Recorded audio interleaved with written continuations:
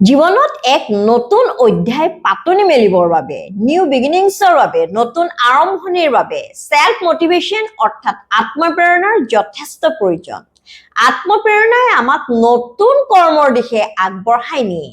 কিন্তু কোনো এক কৰ্মৰ ক্ষেত্ৰত আমি সফলতা পাবৰ বাবে তাতোকৈ প্ৰয়োজন হৈছে নিয়মানুবৰ্তিতা নিয়মানুবৰ্তিতা লগতে নেৰানেপেৰা চেষ্টাই আমাক কোনো কৰ্মৰ ক্ষেত্ৰত সফলতা পাবৰ বাবে যথেষ্ট অৰিহণা যোগায় নমস্কাৰ মই জ্যোতিষ শাস্ত্ৰাচাৰ্য লতিকা বৰাই আপোনালোক সকলোকে মোৰ চেনেললৈ স্বাগতম জনাইছো আজিৰ এই ভিডিঅ'ৰ জৰিয়তে সিংহ ৰাশিৰ জাতক জাতিকাৰ 2026 বৰ্ষৰ জুলাই মাহৰ পৰা ডিসেম্বৰ মাহলৈ অৰ্থাৎ সমহীয়া ৰাশিফল অৰ্থবাৰ্ষিক ৰাশিফল মই বিশ্লেষণ কৰিবলৈ উলাইছো এই ছমাহ সময়ছোৱা অৰ্থাৎ জুলাই মাহৰ পৰা ডিসেম্বৰ মাহলৈ এই ছমাহ সময়ছোৱা যথেষ্ট তাৎপৰ্যপূৰ্ণ সময় বুলি ক'ব পাৰি কিয়নো গুৰু বৃহস্পতি জাগ্ৰহসমূহৰ মাজত সবাতোকৈ শুভ গ্ৰহ বুলি ধৰা হয় সবাতোকৈ শক্তিশালী গ্ৰহ বুলি ধৰা হয় গুৰু হৈছে আমাৰ জীৱনৰ সকলো সুখ শান্তি সমৃদ্ধিৰ প্ৰতীক গ্ৰহ ভাগ্যৰ এক প্ৰধান কাৰক গ্ৰহ হে গুৰু বৃহস্পতিয়ে বছৰ শেষৰ ফালে 11 ডিসেম্বৰৰ পৰা মাৰ্গী অৱস্থাৰ পৰা বক্ৰী অৱস্থালৈ যাব লগতে কৰ্মৰ এক প্ৰধান কাৰক গ্ৰহ কৰ্মফলদাতা লগতে ন্যায়ৰ কাৰক গ্ৰহ শনি গ্ৰহ এই 2026 বৰ্ষৰ 27 জুলাইৰ পৰা মাৰ্গী অৱস্থাৰ পৰা বক্ৰী অৱস্থালৈ যাব গ্ৰহসমূহ যেতিয়া বক্ৰী অৱস্থালৈ যায় তেতিয়া অত্যধিক শক্তিশালী হৈ পৰে এই সময়ছোৱাত শুভ গ্ৰহসমূহৰ শুভ ফলাফল দিয়াৰ ক্ষমতা লাহে লাহে কমি যায় আৰু অশুভ গ্ৰহসমূহ এই সময়ছোৱাত আৰু অশুভ ফলাফল দিয়ে কোনো কোনো ক্ষেত্ৰত এই অশুভ গ্ৰহসমূহে আমাৰ জীৱনত নানা ঘাত প্ৰতিঘাতৰ সৃষ্টি কৰে লগতে এই সময়ছোৱাত সূৰ্য মংগল বুধ শুক্ৰও নিজা নিজা স্থান পৰিৱৰ্তন কৰিব লগতে ৰাহু কেতুৰ প্ৰভাৱো জীৱনৰ বিভিন্ন দিশৰ ওপৰত আমাৰ থাকিব এই সময়ছোৱাত সকলো গ্ৰহই মিলি অৰ্থাৎ গুৰু বৃহস্পতি শনি মংগল সূৰ্য বুধ শুক্ৰ ৰাহু কেতু এই সকলোবোৰ গ্ৰহৰ প্ৰভাৱ সিংহ ৰাশিৰ জাতক জাতিকাৰ জীৱনত 2026 বৰ্ষৰ জুলাই মাহৰ পৰা ডিসেম্বৰ মাহলৈ কেনে ধৰণৰ হ'ব তাক মই ভাৰতীয় বৈদিক জ্যোতিষৰ জৰিয়তে বিশ্লেষণ কৰিবলৈ উলাইছো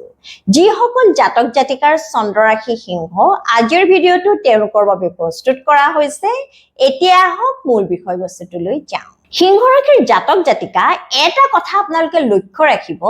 যে বৰ্তমান সময়ত আপোনালোকৰ শনিদেৱৰ অষ্টম ভাৱৰ ঢৈয়া চলি আছে আৰু 2027 বৰ্ষৰ 4 জুনলৈকে শনিদেৱৰ এই অষ্টম ভাৱৰ ঢৈয়া চলি থাকিব শনিদেৱ আপোনাৰ কুষ্টিৰ বৰ্তমান সময়ত অষ্টম ভাৱত আছে সৰ্বপ্ৰথমে চাওঁ আহক এই সময়ছোৱাত অৰ্থাৎ জুলাই মাহৰ পৰা ডিসেম্বৰ মাহলৈ সিংহ ৰাশিৰ স্বাস্থ্য পাতি ইমিউনিটি হেলথ কেনে ধৰণৰ হ'ব সিংহ ৰাশিৰ জাতক জাতিকাৰ বৰ্তমান সময়ত গুৰু বৃহস্পতি আপোনাৰ কুষ্টিৰ দ্বাদশ ভাৱত আছে শনিদেৱ 27 জুলাইৰ পৰা বক্ৰী অৱস্থালৈ যাব আৰু শনিৰ সপ্তম দৃষ্টি আপোনাৰ কুষ্টিৰ দ্বিতীয় ভাৱৰ ওপৰত পৰিব আপোনাৰ কুষ্টিৰ দ্বিতীয় ভাৱ হৈছে আপোনাৰ মুখৰ অংশৰ ভাৱ গতিকে এই সময়ছোৱাত আপোনালোকৰ চকুৰ সমস্যা দাঁতৰ সমস্যা ডিঙি বা টনচিলৰ সমস্যা হ'ব পাৰে লগতে মই পূৰ্বতে ক'লো যে গুৰু বৃহস্পতি যি হৈছে আপোনাৰ কুষ্টিৰ পঞ্চম ভাৱৰ অধিকাৰী গ্ৰহ গুৰু বৃহস্পতি 31 অক্টোবৰলৈকে আপোনাৰ কুষ্টিৰ দ্বাদশ ভাৱত থাকিব আপোনাৰ কুষ্টিৰ পঞ্চম ভাৱৰ জৰিয়তে আমি পেটৰ অংশ আপোনাৰ শৰীৰৰ পেটৰ অংশ অধ্যয়ন কৰো গতিকে এই সময়ছোৱাত আপোনালোকৰ পেটৰ বিষৰ সমস্যা 31 অক্টোবৰ আগলৈকে হয়তো আপোনালোকৰ পেটৰ বিষৰ সমস্যা গ্যাস্ট্ৰিকৰ সমস্যা লিভাৰ জাতীয় কিবা সমস্যা লিভাৰ কিডনিৰ সমস্যা হয়তো এই সময়ছোৱাত হ'ব পাৰে গতিকে এই সময়ছোৱাত আপোনালোকে খোৱা বোৱাৰ ওপৰত ডায়েট চাৰ্টৰ ওপৰত গুৰুত্ব দিব এই সময়ছোৱাত আপোনালোকে যিমান পাৰে মদ ভাং খোৱা ৰাগিয়াল বস্তু সেৱন কৰাৰ পৰা কিন্তু দূৰত থাকিব আৰু এটা কথা আপোনালোকে লক্ষ্য ৰাখিব যে এই সময়ছোৱাত ছালৰ এক প্ৰধান কাৰক গ্ৰহ বুধৰ অৱস্থান বিশেষ শুভ বুলি ক'ব নোৱাৰি জুলাই আগষ্ট মাহত বুধ আপোনাৰ কুষ্টিৰ দ্বাদশ ভাৱত থাকিব গতিকে এই সময়ছোৱাত হয়তো আপোনালোকৰ স্কিনৰ সমস্যা নতুবা এলাৰ্জি জাতীয় সমস্যা নতুবা এই সময়ছোৱাত আপোনালোকৰ নাৰ্ভছৰ প্ৰব্লেম নিউৰলজিৰ লগত ৰিলেটেড হয়তো কিবা সমস্যা হ'ব পাৰে গতিকে এই সময়ছোৱাত আপোনালোকে সিংহ ৰাশিৰ জাতক জাতিকাই এই সময়ছোৱাত স্বাস্থ্য পাতিৰ ক্ষেত্ৰত বিশেষভাৱে গুৰুত্ব দিব এতিয়া আহক চাওঁ গুৰু বৃহস্পতিৰ অৱস্থান এই সময়ছোৱাত কেনে ধৰণৰ হ'ব আৰু গুৰুৰ দৃষ্টিয়ে আপোনাৰ কুষ্ঠৰ কি কি ভাৱৰ ওপৰত পৰিব গুৰু বৃহস্পতি 31 অক্টোবৰ আগলৈকে মই ক'লোৱেই যে আপোনাৰ কুষ্ঠৰ দ্বাদশ ভাৱত থাকিব আৰু গুৰুৰ পঞ্চম দৃষ্টি আপোনাৰ কুষ্ঠৰ চতুৰ্থ ভাৱৰ ওপৰত পৰিব গুৰুৰ সপ্তম দৃষ্টি আপোনাৰ কুষ্ঠৰ ষষ্ঠ ভাৱৰ ওপৰত পৰিব আৰু গুৰুৰ নৱম দৃষ্টি আপোনাৰ কুষ্ঠৰ অষ্টম ভাৱৰ ওপৰত পৰিব আপোনাৰ কুষ্ঠৰ চতুৰ্থ ভাৱ হৈছে আপোনাৰ ঘৰুৱা সুখ শান্তিৰ ভাৱ আপোনাৰ জীৱনত যি আপোনালোকে সুখ শান্তি লাভ কৰিব আপোনালোকে যি লাক্সাৰিয়াছ লাইফ হয়তো এই সময়ছোৱাত এনজয় কৰিব জীৱনৰ ক্ষেত্ৰত আপোনালোকে যি লাভ বিলাক পাবলৈ এই সময়ছোৱাত সক্ষম হ'ব হেয়া সকলো গুৰুৰ কৃপা বুলি ভাবি ল'ব এই সময়ছোৱাত অৰ্থাৎ 31 অক্টোবৰ আগলৈকে বহুতো সিংহ ৰাশিৰ জাতক জাতিকাই হয়তো কিবা নতুন সম্পত্তি ক্ৰয় কৰিব পাৰে নতুন গাড়ী নতুন মাটি নতুন ফ্লেট এই সময়ছোৱাত বহুতো সিংহ ৰাশিৰ জাতক জাতিকাই হয়তো ক্ৰয় কৰিব পাৰে নতুবা এই সময়ছোৱাত আপোনালোকে প্ৰপাৰ্টি ৰিলেটেড যদি কিবা ডিলিং কৰে নতুবা আপোনালোকে ৰিয়েল ইষ্টেটৰ লগত জড়িত যদি কিবা কাম কৰে নতুবা কোনোবা সিংহ ৰাশিৰ জাতক জাতিকা যিসকলে আজি মোৰ এই ভিডিঅ' চাই আছে তেওঁলোক যদি বিল্ডাৰ তেওঁলোকে নিজা নিজা ফিল্ডত এই সময়ছোৱাত যথেষ্ট উন্নতি কৰিবলৈ সক্ষম হ'ব লগতে আপোনাৰ কুষ্ঠৰ চতুৰ্থ ভাৱক আপোনাৰ মাতৃৰ ভাৱ বুলিও কোৱা হয় গতিকে এই সময়ছোৱাত আপোনালোকৰ নিজৰ মাতৃৰ লগত 31 অক্টোবৰ আগলৈকে আপোনালোকৰ নিজৰ মাতৃৰ লগত আন্তৰিকতা যথেষ্ট বাঢ়িব আপোনাৰ মাতৃয়ে যদি কিবা অসুখত ভুগি আছে এই সময়ছোৱাত যদি আপোনালোকে প্ৰপাৰ ট্ৰিটমেন্ট কৰে তেন্তে নিশ্চয় আপোনাৰ মাতৃয়ে আৰোগ্য লাভ কৰিবলৈ সক্ষম হ'ব লগতে গুৰুৰ দৃষ্টি আপোনাৰ কুষ্ঠৰ ষষ্ঠ ভাৱৰ ওপৰত পৰিব এইখিনিতে আৰু এটা কথা সিংহ ৰাশিৰ জাতক জাতিকাসকল আপোনালোকে লক্ষ্য ৰাখিব আপোনাৰ ষষ্ঠ ভাৱৰ অধিকাৰী গ্ৰহ হৈছে শনি আৰু শনি এই সময়ছোৱাত আপোনাৰ কুষ্ঠৰ অষ্টম ভাৱত আছে শনি যদিও আপোনাৰ কুষ্ঠৰ অষ্টম ভাৱত আছে অষ্টম ভাৱক ত্ৰিক ভাৱ বুলি কোৱা হয় বিশেষ শুভ ভাৱ বুলি কোৱা নহয় কিন্তু আপোনাৰ কুষ্ঠৰ ষষ্ঠ ভাৱৰ অধিকাৰী গ্ৰহ অষ্টম ভাৱত যোৱাৰ বাবে এই সময়ছোৱাত শনিয়ে ক'বলৈ গ'লে আপোনাৰ কুষ্ঠৰ অষ্টম ভাৱত ৰাজযোগৰ সৃষ্টি কৰিছে এই সময়ছোৱাত আপোনালোকে ৰোগ ৰিপু ঋণৰ ওপৰত জয় লাভ কৰিবলৈ সক্ষম হ'ব পূৰ্বতে যদি আপোনালোকে কিবা অসুখত ভুগি আছিল তেন্তে গুৰুৰ কৃপাত লগতে শনিয়ে এই সময়ছোৱাত বিপৰীত ৰাজযোগৰ সৃষ্টি কৰাৰ বাবে আপোনালোকে হয়তো আৰোগ্য লাভ কৰিবলৈ সক্ষম হ'ব লগতে এই সময়ছোৱাত আপোনালোকৰ শত্ৰু বাঢ়িব নিঃসন্দেহে এই সময়ছোৱাত আপোনালোকৰ শত্ৰু বাঢ়িব আৰু মই আগৰ ভিডিঅ' বিলাকতো কৈছো শত্ৰু আমাৰ কেতিয়া বাঢ়ে যেতিয়া আমি উন্নতি কৰিব পাৰো তেতিয়া আমাৰ শত্ৰু বাঢ়ে কিন্তু এই সময়ছোৱাত শত্ৰুৰ ওপৰত আপোনালোকৰ বিজয় হ'ব বিশেষকৈ যিসকলে কিবা লিগেল মেটাৰ্ছত ইনভলভ হৈ আছে যিসকলে কোৰ্ট কাছাৰী কিবা মুকদ্দমাত ইনভলভ হৈ আছে এই সময়ছোৱাত কোৰ্ট কাছাৰী মুকদ্দমাৰ ক্ষেত্ৰত আপোনালোকে যথেষ্ট ভাল ফলাফল লাভ কৰিবলৈ সক্ষম হ'ব গতিকে 31 অক্টোবৰ আগলৈকে আপোনালোকে এনে ধৰণৰ কৰ্মত নিজৰ ফুল এফৰ্টছ দিয়ক নিজৰ সম্পূৰ্ণ প্ৰচেষ্টা অব্যাহত ৰাখক চাব জয় আপোনাৰেই হ'ব এতিয়া আহক চাওঁ আপোনাৰ কুষ্ঠৰ পঞ্চম ভাৱ আপোনাৰ কুষ্ঠৰ পঞ্চম ভাৱ হৈছে আপোনাৰ শিক্ষাৰ ভাৱ আপোনাৰ ব্যক্তিগত সম্পৰ্ক অৰ্থাৎ প্ৰেমৰ ভাৱ লগতে আপোনাৰ সন্তানৰ ভাৱ বুলিও কোৱা হয় আপোনাৰ কুষ্ঠৰ পঞ্চম ভাৱৰ অধিকাৰী গ্ৰহ হৈছে গুৰু বৃহস্পতি আৰু গুৰু বৃহস্পতিয়ে এই সময়ছোৱাত আপোনাৰ কুষ্ঠৰ দ্বাদশ ভাৱত আছে গতিকে যিসকল শিক্ষাৰ্থীয়ে উচ্চ শিক্ষা লাভ কৰিবৰ বাবে ফৰেনত যাব বিচাৰিছে নতুবা ঘৰৰ পৰা বহু দূৰত থকা কোনোবা শিক্ষানুষ্ঠানত শিক্ষা লাভ কৰাৰ কথা চিন্তা কৰিছে তেওঁলোকৰ বাবে 31 অক্টোবৰ আগৰ সময়ছোৱা যথেষ্ট শুভ ফলদায়ক সময় বুলি ক'ব পাৰি 1 নৱেম্বৰৰ পৰা গুৰু বৃহস্পতি আপোনাৰ কুষ্ঠৰ প্ৰথম ভাৱত অৰ্থাৎ আপোনাৰ ৰাশিতেই থাকিব আৰু গুৰুৰ দৃষ্টি আপোনাৰ কুষ্টিৰ পঞ্চম ভাৱত লগতে নিজৰ ৰাশিৰ ওপৰত পৰিব এয়া ৰাজযোগৰ সৃষ্টি বুলি ক'ব পাৰি গতিকে 1 নৱেম্বৰৰ পৰা শিক্ষাৰ্থীসকলে শিক্ষাৰ ক্ষেত্ৰত যথেষ্ট ভাল ফলাফল লাভ কৰিবলৈ সক্ষম হ'ব এই সময়ছোৱাত 1 নৱেম্বৰৰ পিছত আপোনালোকে যদি কিবা পৰীক্ষাত অৱতীৰ্ণ হয় নতুবা আপোনালোকৰ কিবা পৰীক্ষাৰ যদি ৰিজাল্ট দিয়ে তেন্তে যথেষ্ট ভাল ফলাফল লাভ কৰিবলৈ সক্ষম হ'ব লগতে যিসকল সিংহ ৰাশিৰ জাতক জাতিকা ইমান দিন সন্তান বিচাৰি আছে তেওঁলোকে হয়তো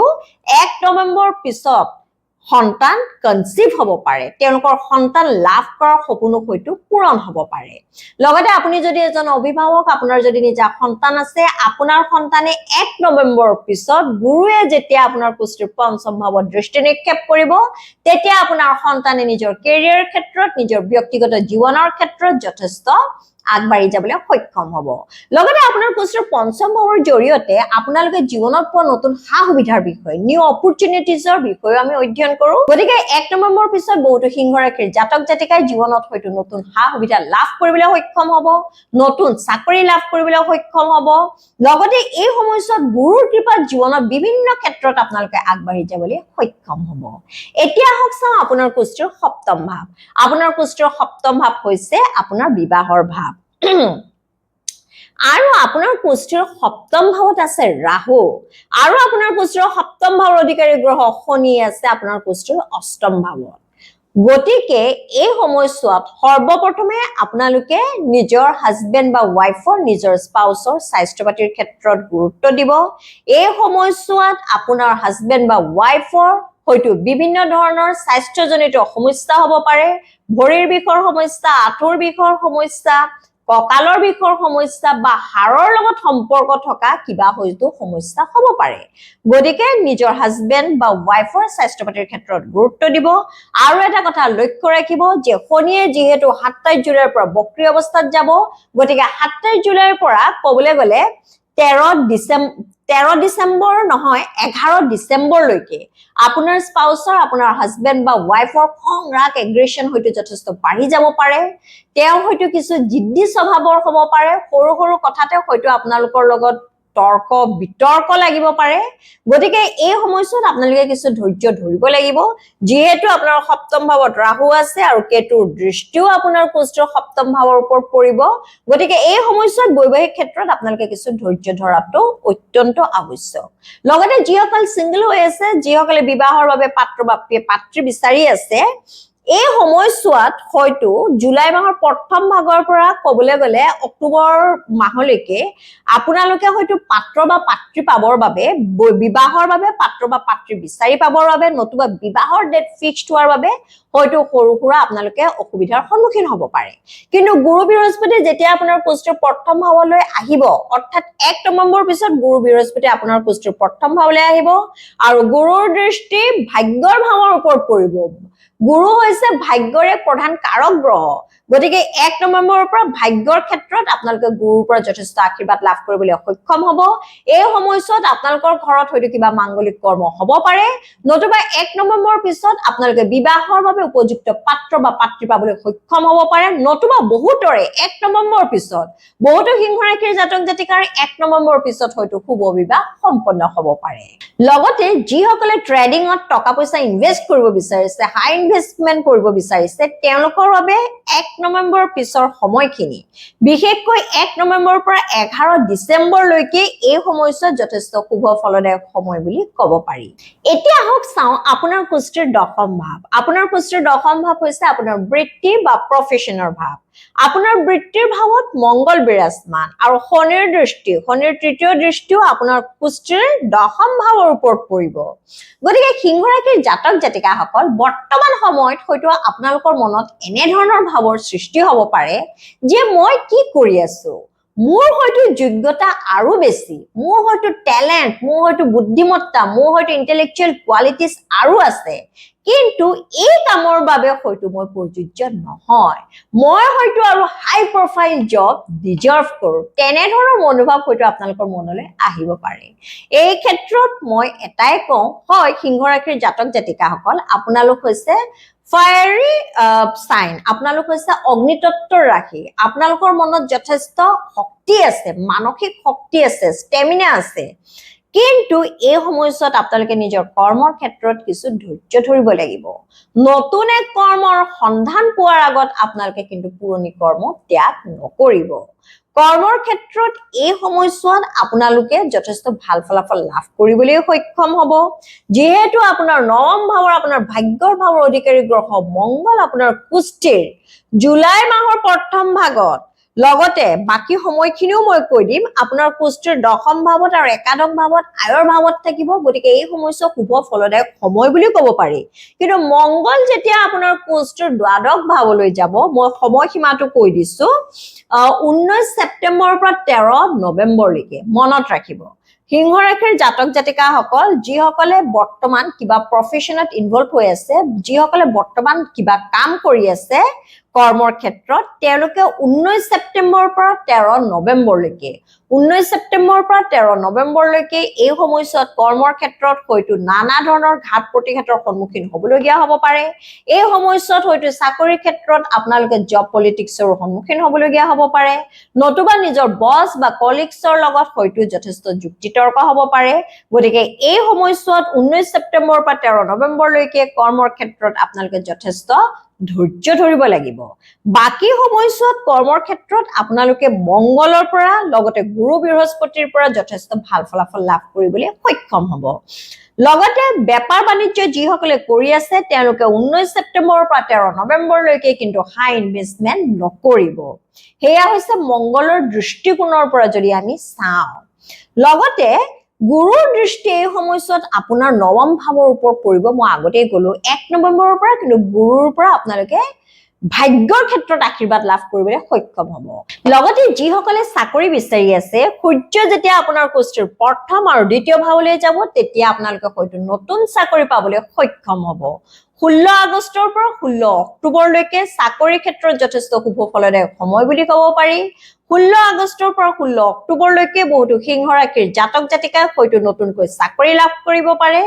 নতুবা এই সময়ছোৱাত হয়তো বহুতে চৰকাৰী চাকৰি লাভ কৰিব পাৰে নতুবা যিসকলে এই সময়ছোৱাত চৰকাৰী বিভাগৰ কিবা পৰীক্ষাত অৱতীৰ্ণ হয় আৰু চাকৰিৰ বাবে যদি সেই পৰীক্ষাত অৱতীৰ্ণ হয় তেন্তে ভৱিষ্যতৰ দিনত আপোনালোকৰ চাকৰি হোৱাৰ সম্ভাৱনা আছে আশা কৰিছো মই সকলোবোৰ ইম্পৰ্টেন্ট পইণ্টছ ইতিমধ্যে টাচ কৰিছো এতিয়া হওক প্ৰতিকাৰ বিষয়ে আলোচনা কৰো প্ৰতিকাৰ হিচাপে সৰ্বপ্ৰথমে আপোনালোকে সূৰ্যক সন্তুষ্ট কৰিব লাগিব যেহেতু সূৰ্য হৈছে আপোনাৰ ৰাশিৰ অধিপতি গ্ৰহ প্ৰত্যেক দিনা আপোনালোকে গা পা ধুই আদিত্য হৃদয় স্তোত্ৰম পাঠ কৰিব সূৰ্য উদয় হোৱাৰ সময়ত সূৰ্যৰ ফালে চাই তামৰ পাত্ৰৰে জল অৰ্পণ কৰিব পুৱা গধূলি হনুমান চালিসা পাঠ কৰিব লগতে প্ৰত্যেক দিনাই আপোনালোকে হৰ হৰ মহাদেৱ ওম নমঃ শিৱায় 108 বাৰ জপ কৰিব তেতিয়া চাব এই সমাহত আপোনালোকৰ যি মনৰ আশা আছিল সেই মনৰ আশাসমূহ নিশ্চয় প্ৰভুৰ কৃপাত পূৰণ হ'ব তেনে সিংহ ৰাশিৰ জাতক জাতিকাসকল এয়া হল 2026 বৰ্ষৰ জুলাই মাহৰ পৰা ডিসেম্বৰ মাহলৈ কেনেদৰে পাৰ হ'ব তাক ভাৰতীয় বৈদিক জ্যোতিষৰ জৰিয়তে মই কৰে ক্ষুদ্ৰ বিশ্লেষণ জন্মলগ্নত অৰ্থাৎ আপোনাৰ কুষ্ঠিতে এই গ্ৰহসমূহ যদি শুভ অৱস্থানত আছিল তেন্তে মই কোৱা সকলোবোৰ ভাল ফলাফল পাবলৈ আপোনালোকে সক্ষম হ'ব হি যি কি নহওক আজিৰ ভিডিঅটো চাই যদি আপোনালোকৰ ভাল লাগিছে তেন্তে নিশ্চয় আজিৰ ভিডিঅটো লাইক কৰিব শ্বেয়াৰ কৰিব আৰু মোৰ চেনেলটো সাবস্ক্ৰাইব কৰিব সকলোৱে সুস্থ থাকক লগতে সদায় হাঁহি থাকক তাৰে কামনা কৰি আজিলৈ আহিছো জয় শ্ৰী ৰাম জয় বজৰংবলী